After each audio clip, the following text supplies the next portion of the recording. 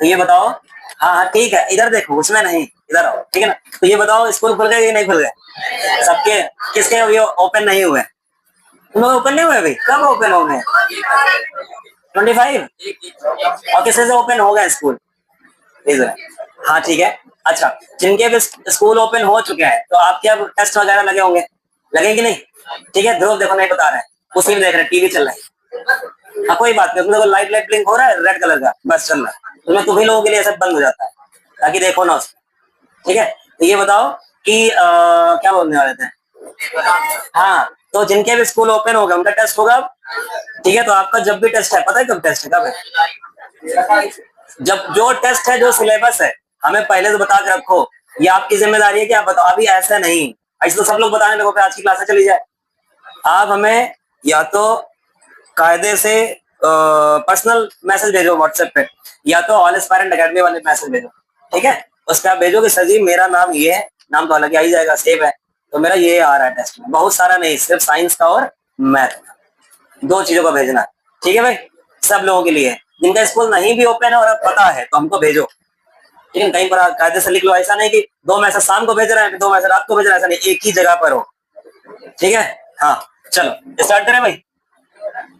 तो हम लोगों ने कौन सा टेस्ट किया था भाई? पीडब्ल्यूटी 1 से 9 है। ठीक है, बायोलॉजी का था, न्यूट्रिशन चैप्टर है, सेक्शन डिवाइडेड है। बताओ, वैसे तो बहुत कुछ पता ही होगा। ठीक है, आप जाके मिला सकते हो कैसे क्या है, बताना। जिससे मैं आंसर पूछूंगा वही बताएगा। कौन बताएगा? अरे सर याद ही नहीं है। चलो, which one of the following is an autotrophic mode of nutrition? बताओ, अमीबा में कैसा न्यूट्रिशन होता है? अमीबा में हेट्रोट्रॉपिक है, ठीक है ना। अच्छा, मशरूम में कैसा होता है? ये फंगस है, मशरूम एक फंगस है। और ये कौन है? ये प्रोटोजोन है, प्रोटोजोआ का मेंबर है। ठीक है, इसके बाद ह्यूमन की अगर हम बात करें, ये कौन है? हम लोग कौन है? हमसे बड़ा जानवर कोई नहीं बेटा, हम लोग एनिमल्स है। क्या है भाई? एनिमल्स।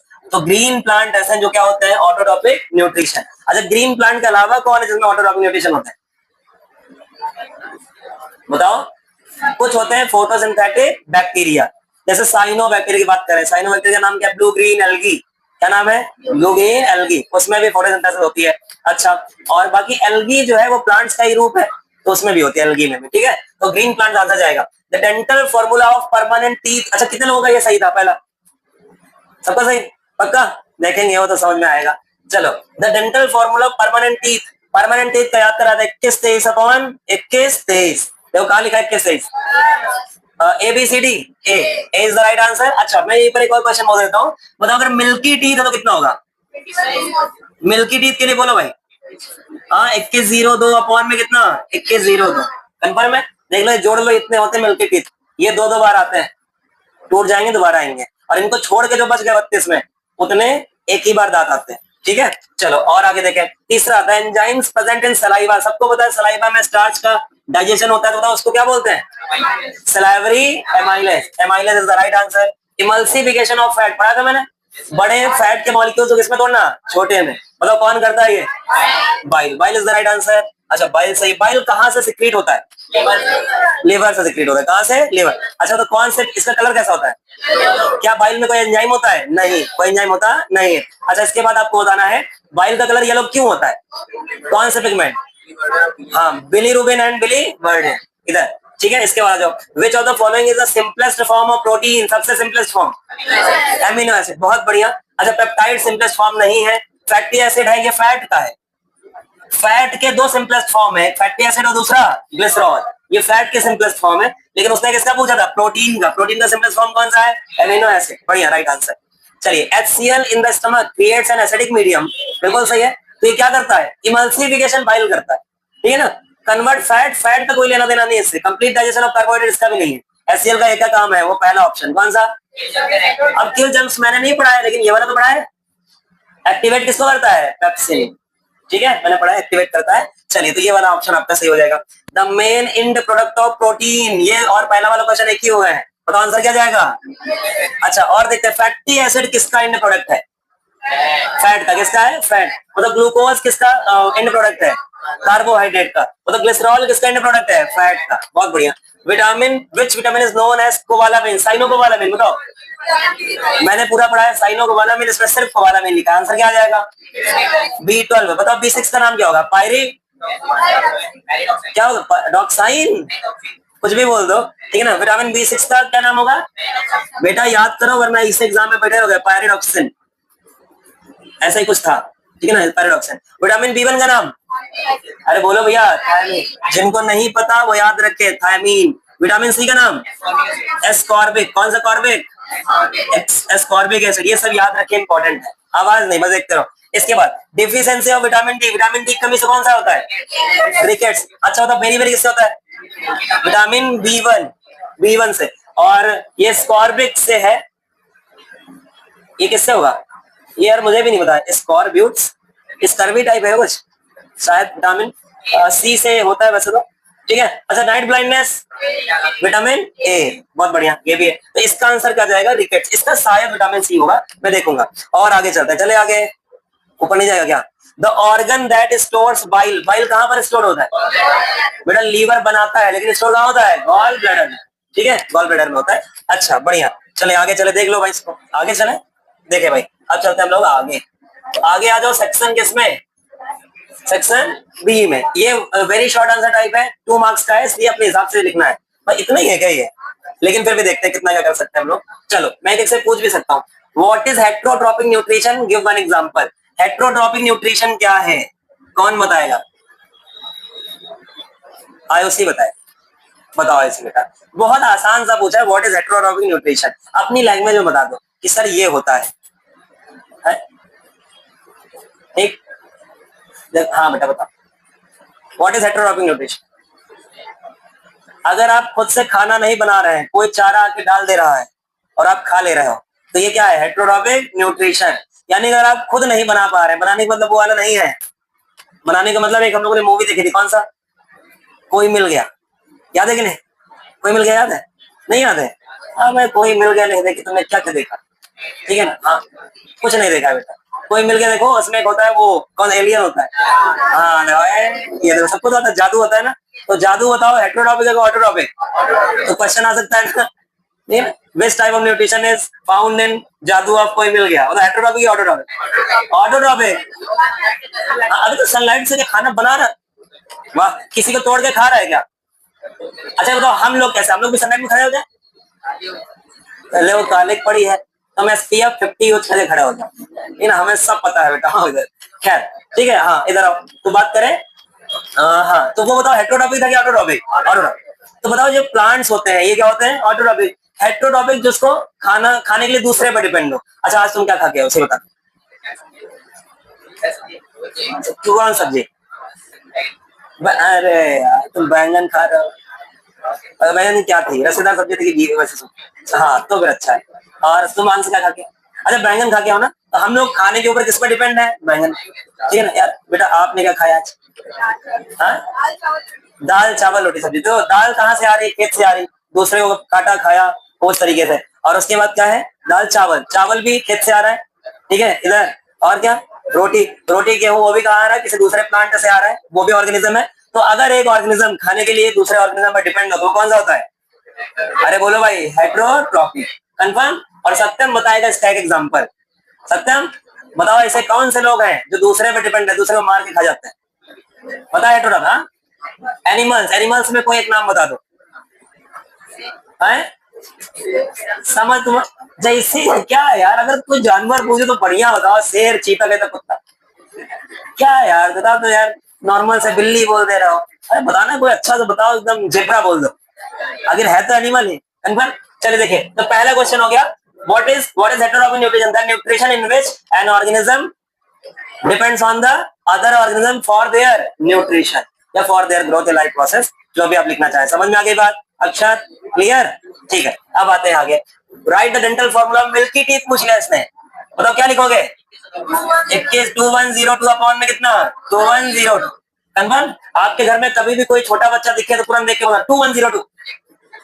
हाँ ठीक है। और जब चेहरे पे देखना है मानो शीशे में, तो क्या बोल रहा है हंसते हुए? 2123। हमेशा के लिए याद हो जाएगा, सही कि नहीं? चलो लिस्ट द स्टेप्स, इधर बातें नहीं, list the steps involve in the process of digestion in human being. कह रहा है डाइजेशन के प्रोसेस में कौन कौन से स्टेप इन्वॉल्व होते हैं? बताओ बताओ कौन कौन से स्टेप इन्वॉल्व होता है? हाँ हाँ हाँ, ये वाला बताना है, लेकिन फिर भी मैं इधर से पूछता हूँ। आप लोग बताओ बेटा, वो शिवांग बताओ, डाइजेशन के प्रोसेस में क्या क्या स्टेप होता है? ध्रुव बताओ।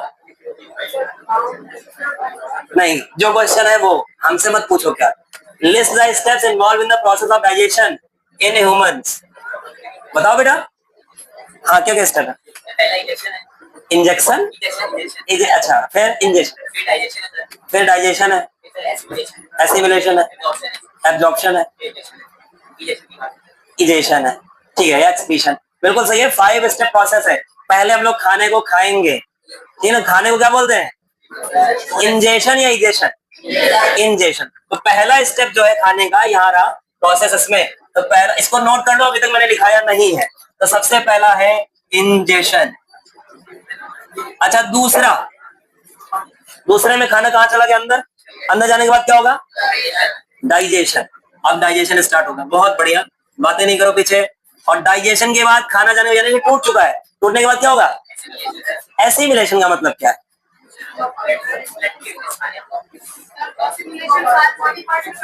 सारे बॉडी पार्ट्स में क्या होगा? ट्रांसफर। बढ़िया। तो एसिमिलेशन, बहुत बढ़िया है।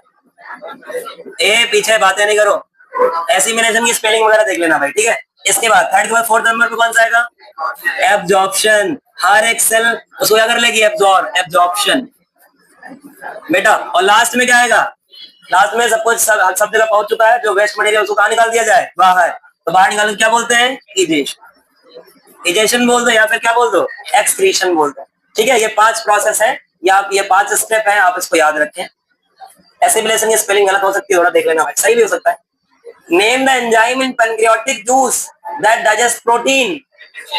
हाँ, सोच लो, मैंने आपको बताया था ट्रिप्सिन और काइमोट्रिप्सिन। बहुत बढ़िया।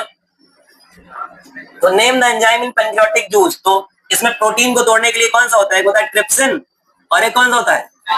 एक होता है काइमोट्रिप्सिन। सही है कि नहीं बेटा? ये सब याद करके कॉपी वॉपी लेके रखो, पढ़ना पढ़ लो कि सर जी सही पढ़ा रहे हैं गलत पढ़ा रहे हैं, ठीक है। याद रखिए, या फिर पेपर निकालो उसी में लिखते रहो, जैसे हम लिख रहे हैं वैसे आप भी लिखो। कुछ काम करें, हो सकता है इन्हीं में से एग्जाम में आपको क्वेश्चन मिल जाए। चलिए चलिए भाई, अब ये 4 क्वेश्चन थे किसके? वेरी शॉर्ट के। वेरी शॉर्ट के बाद कौन सा आएगा? शॉर्ट आएगा। तो शॉर्ट में देखो भाई कितने मार्क्स है? 3 मार्क्स, थोड़ा ज्यादा लिखना पड़ेगा। List the main nutrients in our food and state the function of each. सबका काम बताना है आपको। अच्छा क्वेश्चन है। तो 3 ही है हमारे लिए, तो लिखने को 3 नंबर का कम और भी लिख सकते हैं, लेकिन लिखा लिस्ट द मेन न्यूट्रिएंट्स। बताओ सबसे पहला क्या मिलेगा? कार्बोहाइड्रेट। बताओ इसका काम क्या है? एनर्जी प्रोवाइड करना। बताओ फैट क्या है? इसका काम भी एनर्जी प्रोवाइड करना है, लेकिन ये स्टोर्ड एनर्जी है। बात समझो बेटा, हम लोगों ने रोटी खाई, रोटी जैसे ही खाया एनर्जी मिल गई डाइजेशन के बाद। चावल खाया एनर्जी मिल गई, लेकिन जो फैट लेके घूम रहे हो ये एनर्जी स्टोर है, ठीक। जब तुम बहुत ज्यादा दौड़ोगे तब जाके वो एनर्जी लॉस होगी, वरना वो लॉस नहीं। सही है, उससे एनर्जी मिलती है, लेकिन और ये वाला फैट तो मान लो अलग से फैट है, जब लोग खाते हैं फैट वो स्टोर्ड फूड है। कौन सा फूड है? स्टोर्ड, ठीक है। चलिए थर्ड नंबर पे आते हैं। थर्ड नंबर पे कौन आएगा? प्रोटीन। प्रोटीन का काम क्या है? क्या? हाँ बिल्कुल सही है। बॉडी की ग्रोथ में इनको बिल्डिंग ब्लॉक्स बोलते हैं, प्रोटीन को। तो ग्रोथ जो होती है हर एक सेल की, हर एक बॉडी की, वो किसके वजह से होती है? प्रोटीन, ठीक है ना। इसलिए प्रोटीन भी जरूरी है। कार्बोहाइड्रेट एनर्जी के लिए, फैट जो है वो एनर्जी को स्टोर करने के लिए, और प्रोटीन जो है वो किसके लिए? बोलो भैया। हर चीज की ग्रोथ, मसल्स की ग्रोथ, सेल्स की ग्रोथ, हर चीज की ग्रोथ के लिए कौन है? प्रोटीन है। बहुत बढ़िया। और भी कोई बताना चाहे इसके अलावा, प्रोटीन के अलावा? विटामिन है। विटामिन किस लिए है? विटामिन किस लिए? एक तो विटामिन का काम है वो जो क्या बोलते हैं उसको, इम्यूनिटी प्रोवाइड करने के लिए। दूसरा एंजाइम्स को वो करने के लिए, फैसिलिटी प्रोवाइड करने के लिए, फैसिलिटेट करता है, ठीक है। इसके बाद कौन सा आएगा विटामिन के बाद? और मिनरल्स। मिनरल्स का काम, उसका भी सेम काम है जैसे हम लोगों ने पढ़ते नहीं केमिस्ट्री में। तो एंजाइम्स, कोई कोई एंजाइम में कॉपर लगता है, कॉपर मिल गया तो एक्टिवेट हो जाता है, उसकी रेट बढ़ जाती है कन्फर्म है। इस तरीके से वो भी है। और बाकी वाटर है वो मीडियम प्रोवाइड करेगा। खैर अब आते हैं आगे बेटा।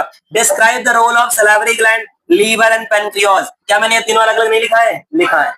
मतलब द लार्जेस्ट ग्लैंड कौन सा है? लीवर। और सेकंड लार्जेस्ट कौन सा है? पेनक्रियाज। बताओ सलाइवरी ग्लैंड से कौन सा एंजाइम निकलता है? सलाइवरी एमाइल है। वो क्या करता है? वो कॉम्प्लेक्स कार्बोहाइड्रेट किसमें बदल देगा? Simple carbohydrate. उसका नाम क्या है सिंपल कार्बोहाइड्रेट का? माल्टोज नाम है। चलिए, लीवर से क्या क्या सिक्रेट होता है? बाइल। बाइल का मीडियम कैसा? एसिडिक या एल्कलाइन? और ये एल्कलाइन मीडियम जो किसको वो करेगा, किसको नहीं, इमल्सिफिकेशन करेगा। एक तो इमल्सिफिकेशन ऑफ फैट, ठीक है। चलो, अब बाकी अदर एंजाइम्स को एक्टिवेट भी करता है। पेनक्रियास की अगर मैं बात करूं तो मतलब पेनक्रियास सेकंड लार्जेस्ट ग्लैंड है, इसका काम क्या है? पेनक्रियाटिक जूस सीक्रेट करना। और इसमें कौन से एंजाइम्स हैं? पेनक्रियाटिक एमाइलेज होगा दूसरा, ट्रिप्सिन काइमोट्रिप्सिन, बिल्कुल सही है। ठीक है भाई, तो ये भी हो गया। अब आते हैं आगे, तभी ये 3 मार्क्स का है देखो, ठीक है, क्योंकि उससे पता था मेन न्यूट्रिएंट्स जो होते हैं वो 3 होते हैं। तो आप 3 लिखोगे, उनके काम लिखोगे, 3 मार्क्स मिल जाएंगे। 2 लिखोगे 2 मार्क्स, 1 लिखोगे 1 मार्क्स मिलेगा। सिर्फ नाम लिख के चले आओगे तो 1.5 मार्क्स इसके मिलेंगे, इनके काम लिखोगे तो 1.5 मार्क्स और मिलेंगे। ठीक है, तो क्वेश्चन में ऐसे सेट होता है। इसमें भी describe the role of salivary gland, तो ये देखो 3 उसने लिखा है, क्यों? ताकि 2 के बारे में लिखोगे 2 मार्क्स मिलेंगे, 3 के बारे में लिखोगे 3 मार्क्स मिलेंगे, ऐसे करके होता है। और आगे देखते हैं, explain the digestion of starch in human digestive system. तो स्टार्च का डाइजेशन देखना है, ध्यान देखना। तो स्टार्च का डाइजेशन कहां से स्टार्ट होता है बताओ? कहां से? माउथ। लगभग 30% सलाइवरी एमाइलेज को क्या कर देता है? डाइजेस्ट, ठीक है ना। और किसमें बदल देता है? माइटोज में। अच्छा, क्या स्टमक में स्टार्च का डाइजेशन होता है? अरे यस सर या नो सर? नहीं होता है, स्टमक में होता नहीं है। अच्छा, स्टमक में किसका स्टार्ट होना होता है? प्रोटीन का, ठीक है, फैट का नहीं होता। वो उसको बोलते हैं कौन सा? पार्शियल डाइजेशन बोलते हैं फैट का। खैर, इसके बाद बात करें कहाँ जो स्टमक में, सॉरी कहाँ पर?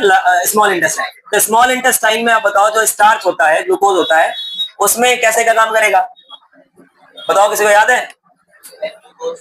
हाँ, तो अगर हम बात करें, जो माल्टोज है वो किसमें कन्वर्ट हो जाता है? बोलो भाई, बोलो किसमें? इसके बाद सुक्रोज है, सुक्रोज के बाद कौन है? और भी तो था।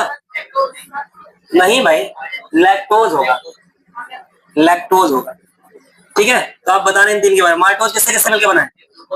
ग्लूकोज प्लस, सोच लो, ये माल्टोज है। माल्टोज जो है वो ग्लूकोज और ग्लूकोज से मिलकर बना है। सुक्रोज जो है किससे? Glucose plus fructose. और लैक्टोज जो है किससे? Glucose plus galactose. ये है, इसको याद रखिएगा। तो ये है स्मॉल इंटेस्टाइन में, सब में एंजाइम्स लगेंगे। अच्छा, और आगे चलें, तो ये बेटा 3 मार्क्स के क्वेश्चन कैसे आएंगे और आप कैसे करोगे ये मैंने बता दिया। ठीक, अब मैं पूछना जानना स्टार्ट करूं ताकि आप लोग थोड़ा सा बता पाओ। Explain the digestion of protein in human digestive system. बताओ, प्रोटीन का डाइजेशन कहां से स्टार्ट होता है? अक्षर, क्यों नहीं पता? बताओ भाई आदित्य, प्रोटीन का डाइजेशन कहां से होना स्टार्ट होता है? स्टमक से। कौन इसका डाइजेशन करता है? पेप्सिन। सही कि गलत? सही है, चलो बढ़िया। अच्छा, और आते, इरेप्सिन कहां पर मिलता है? प्रोटीन डाइजेशन कहां से मिलता है? इंटेस्टाइनल जूस में होता है इरेप्सिन। बढ़िया, ठीक है, तो आप लोग कर लोगे, ये भी पूरा प्रोटीन का है। चलिए, इसके बाद अच्छा, प्रोटीन एक तो स्टमक में हो गई, फिर जब स्मॉल इंटेस्टाइन में जाएगा, स्मॉल इंटेस्टाइन, तो इसमें क्या होगा? इसमें पेनक्रियाटिक जूस पहले काम करेगा, और फिर लास्ट में कौन काम करेगा? इंटेस्टाइनल जूस काम करेगा, उसका इरेप्शन वाला, ठीक है। तो आगे, ठीक है, बढ़िया, अच्छे से पढ़ोगे तो ही आएगा। 19 नंबर सबसे लास्ट क्वेश्चन है, इसको मैं थोड़ा सा हटा दे रहा हूँ, ठीक है। लास्ट क्वेश्चन भी इंपॉर्टेंट है बेटा, डिफिशिएंसी पूछा है और सबके नाम पूछा, अच्छा क्वेश्चन है। Describe the biological name. अब देखो, ये कितने 8 मार्क्स 4 मार्क्स का है, तो इसमें जो आपको पूरा लिखना पड़ेगा, जितना आपको पता हो। किसी भी लॉन्ग क्वेश्चन में जितना भी आपको आता है, अगर आपके पास समय है, जितना कुछ आपको पता है आप सब लिख दो, ठीक है, जितना भी आता है, लॉन्ग के लिए यही है। अच्छा, इसके बाद 19, डिस्क्राइब द बायोलॉजिकल नेम। बताओ भाई, कौन बताएगा? आप बताओगे, बिना देखे बताओ, ए का बायोलॉजिकल नेम क्या है? और कौन बताए? क्या नाम है? रेटिनॉल। क्या नाम है भाई? रेटिनॉल। कंफर्म? देखना नहीं है, देख के नहीं बता रहा, देख रहा है। चलो, डी का नाम बेटा आप बताओ, अभी नहीं याद है, आप बताओ।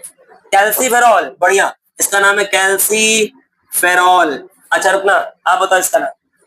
टोकोफेरॉल। हाँ बेटा, टोकते रहो, टोकोफेरॉल, इसका नाम है टोकोफेरॉल। बढ़िया। के का नाम कौन बताएगा? सब रुको, मैं पूछ रहा हूँ, आप बताओ के का नाम। के का तुम बताओ रहो। फाइलोक्विनोन, बिल्कुल सही है। के का नाम है, के मैंने लिखा था कि नहीं लिखा था? लिखा था ना, फाइलोक्विनोन, फाइलोक्विनोन, ठीक है, ये हो गया के का। अच्छा, अपूर्व बताओ भाई, B1 का नाम। क्यों नहीं याद है भाई? तुम बताओ। हाँ सुन के तो कोई भी बोल दे, और जिससे पूछे वही बताए। आई मीन चलो B6 तो अभी भी मैं बता के आऊँ, B6 बराबर ना पैराडॉक्स है। ठीक, इतना बढ़िया नाम है पैराडॉक्सिन बोल दो, ऐसा लगता है डॉक्टर एकदम ऐसा बोल दो ना। B12 का नाम अच्छा है, कौन बताएगा? आप तो बता चुके, आप बताओ सृष्टि। साइनो को बाला, ठीक है ना, साइनो सी से होता है, साइनो को बालामीन। ठीक है बढ़िया। चलो B9 मैंने लिखा है क्या? नहीं लिखा है ना, B9 रहने दो। चलो सी का बताएगी कौन? सी का बताएगी सेजल। कौन सा? एस्कॉर्बिक एसिड, बिल्कुल सही है, एस्कॉर्बिक एसिड। कंफर्म? ये तो था क्या, ये तो था आधा क्वेश्चन, ये तो सिर्फ बायोलॉजिकल नेम है, सोर्स भी बताना है। क्या बताना है? सोर्स। अच्छा कोई कितने थे? 1 2 3 4 5 6 7 8 9, अब 9 है तो ये 4 मार्क्स का है, तो ऐसे कैसे डिस्ट्रीब्यूट किया होगा? इसके बाद समझो नंबर कैसे मिलेगा। तो 9 ना मान के 8 मानो, तो 1 2 3 4 5 6 7 8 मार्क्स कैसे मिलेंगे? तो अगर बायोलॉजिकल नेम लिख दोगे, सोर्स लिख दोगे, और क्या लिख दोगे? डेफिशिएंसी यानी कि डिजीज लिख दोगे, तो 1 मार्क्स मिलेंगे। एक का अगर लिख दोगे ये सारी चीजों, कितने मार्क्स मिलेंगे? 1 नहीं सॉरी 0.5। और जब सबके लिखोगे तब जाके 0.5 तब जाके कितने मिलेंगे? 4 मार्क्स। ठीक है, अब इसमें तुम कुछ भी लिख दे रहे हो, बायोलॉजिकल नेम लिखा, डिजीज लिखी, मतलब सोर्स नहीं लिख पा रहे हो, याद अच्छे से नहीं किया, तो मार्क्स नहीं देगा। और तुमको लगेगा कि यार हमने तो पूरा लिखा है, सही कि नहीं? क्यों नहीं देगा? क्योंकि अब इसमें कितना काटे वो 0.3 दे गया? नहीं, इतना टाइम नहीं होता टीचर के पास, इसमें मार्क्स ही नहीं देगा। तीनों लिखो, वरना नहीं लिख रहा हो तो काटेगा, आगे बढ़ो। किसी में एक लिख दोगे और मानो तुम्हें सारे लिख दिए तो सारे ही काटने पड़ेंगे, उसको दया आ गई कि यार लिखा था उसने सब सही है, बस सोर्स वाला नहीं लिखा था, 2 मार्क्स दे देगा। ठीक है, ऐसे कर देगा, या 1 मार्क्स भी दे सकता है। ठीक, तो ऐसे ही क्राइटेरिया होता है पता करने का। तो सोर्स आपको बेटा याद करने पड़ेंगे। डेफिशिएंसी की हम लोग यहाँ पर बात कर ले। बताओ भाई, विटामिन ए की कमी से दिग्विजय कौन सा रोग होता है? ए चुप रहा। अरे भाई विटामिन ए होता है हमारे आंखों के लिए, अगर नहीं होगा तो क्या हो जाएगा? Night blindness. ठीक है ना, रात में दिखेगा नहीं, एकदम अंधे हो जाओगे रात में, दिन में सब चमकेगा, रात में कुछ नहीं चमकेगा, जब गिरोगे तब बल्ब चमकेगा सर। ठीक है, वो भी हॉस्पिटल का। हो जाए तो ये हो गया आपका पहला। तो पहले का आंसर क्या हो जाएगा? विटामिन ए का क्या होता है? बोलो भाई। Night blindness. बताओ विटामिन डी की कमी से कौन सा हो रहा है? रिकेट्स। रिकेट्स का मतलब हड्डियां सूख जाएगा इंसान, सूखा रोग बोलते हैं इसको हिंदी में। अच्छा इसके बाद विटामिन ए ई की कमी से, हाँ हाँ कौन सा? हाँ न्यूरोलॉजिकल डिसऑर्डर हो जाएगा, सॉरी न्यूरोमस्कुलर। पक्का? ठीक है, अच्छा ये मुझे ज्यादा अच्छे से याद नहीं था। के का बताओ। अच्छा हाँ बेटा, इसमें एक प्रोथ्रोम्बिन एंजाइम होता है, जिसको अगर एक्टिवेट करना है तो कौन लगता है उसको? उसको लगता है ये के, विटामिन के लगता है। प्रोथ्रोम्बिन को थ्रोम्बिन बोलना है, वही थ्रोम्बिन क्या करता है? क्लॉट करता है ब्लड को। अब कहीं कट लग गया तो प्रोथ्रोम्बिन किसका वेट करेगा? विटामिन के का। अगर आप में विटामिन के है तो वो तुरंत एक्टिवेट होकर थ्रोम्बिन बना देगा, और फिर वो क्या बना देगा? जाल, और जाल में क्लॉट हो जाएगा। ठीक है, तो विटामिन के जो है इससे ये किस पर हेल्प करता है? ये हेल्प करता है ब्लड क्लॉटिंग में। तो अगर विटामिन के नहीं होगा तो किसमें ब्लड क्लॉटिंग होगी? नहीं। ठीक है, चलो आप बताओ B1 से क्या होता है? वेरी बिल्कुल सही। B6 से क्या होता है? एनीमिया। ठीक है, अच्छा B12 से क्या होगा? Neurological disorder. सी से क्या होगा? सी से क्या होगा? स्कर्वी। बिल्कुल सही। ठीक है, सारे के सारे क्वेश्चन हो गए, किसी कोई कंफ्यूजन? इतना ही अभी तक हम लोगों ने पढ़ा है।